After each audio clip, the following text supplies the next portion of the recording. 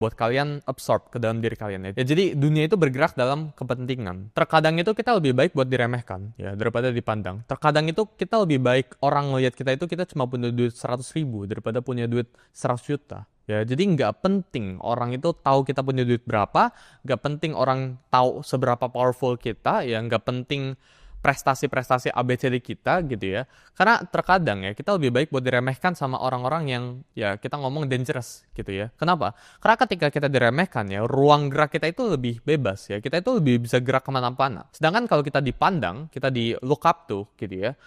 Kita tuh selalu dipantau. Ya, jadi ketika gue pengen gerak sini, gue diperhatiin ya. Gue gerak sini lagi diperhatiin.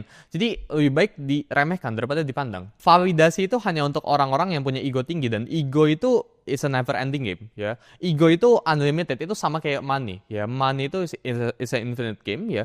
Ego itu juga infinite ya, nggak ada habisnya. Lu mau cari ego sampai manapun, lu mau muasin hati ego sampai manapun, itu nggak ada habis ya. Gue tahu itu human ya, tapi ego game itu nggak ada habisnya. Dipandang itu berarti ekspektasi orang ke kita itu tinggi gitu ya. Kita selalu dipantau.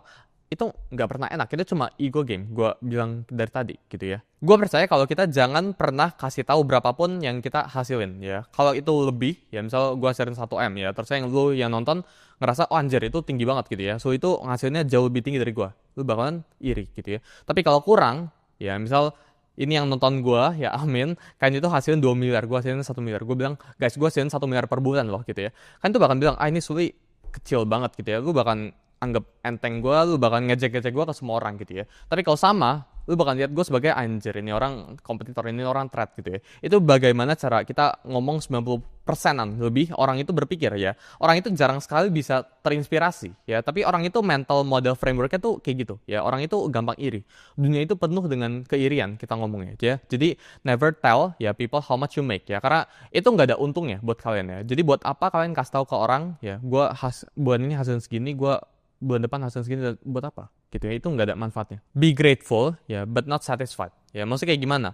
Bersyukur itu nggak apa-apa ya, bersyukur itu wajib ya, tapi puas itu jangan ya. Buat kalian absorb ke dalam diri kalian ya. Jadi dunia itu bergerak dalam kepentingan. Terkadang itu kita lebih baik buat diremehkan ya daripada dipandang. Terkadang itu kita lebih baik orang ngelihat kita itu kita cuma punya duit 100.000 daripada punya duit 100 juta ya. Jadi nggak penting orang itu tahu kita punya duit berapa, nggak penting orang tahu seberapa powerful kita ya, nggak penting prestasi-prestasi ABCD kita gitu ya. Karena terkadang ya kita lebih baik buat diremehkan sama orang-orang yang ya kita ngomong dangerous gitu ya. Kenapa? Karena ketika kita diremehkan ya ruang gerak kita itu lebih bebas ya. Kita itu lebih bisa gerak kemana-mana. Sedangkan kalau kita dipandang, kita di look up tuh gitu ya,